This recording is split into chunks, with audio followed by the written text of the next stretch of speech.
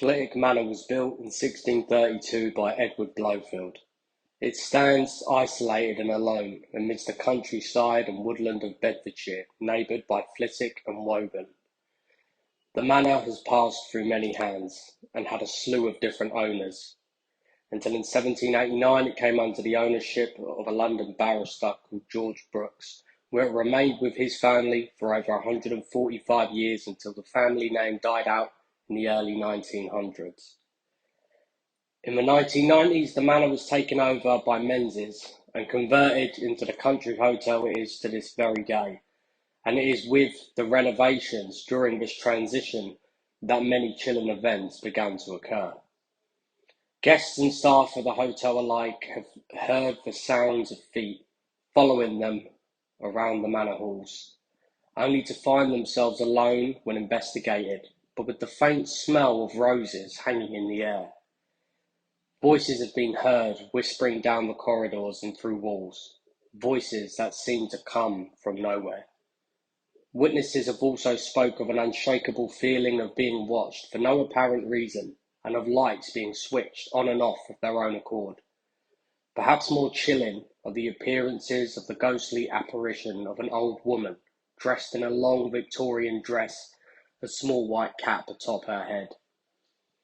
It has been said she simply wanders through the halls peacefully, seemingly oblivious to anyone else around her.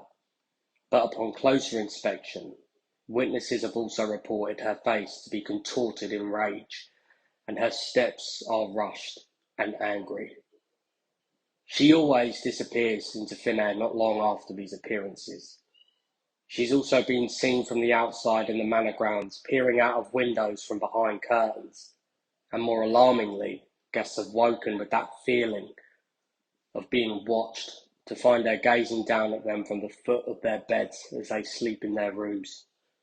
It has even been said she'll sometimes lay a cold hand on your forehead as if to check your temperature.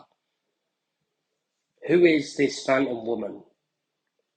Well, some believe that she's the wife of John Brooks. Despite having had a happy marriage, the couple's lives were struck with tragedy when their beloved daughter died of cancer at only 26. This event is said to have haunted Mrs. Brooks for the rest of her life, and it is why many people believe she still haunts the manor now.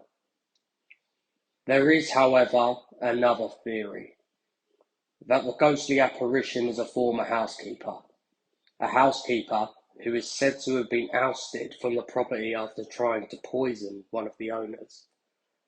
This act of spite would certainly explain any anger or hate that has passed over into the afterlife.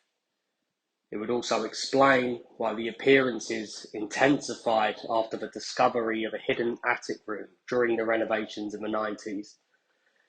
These kind of rooms were used by maids and housekeepers whilst they were in service in times long by. Perhaps the truth is that there is more than one ghost.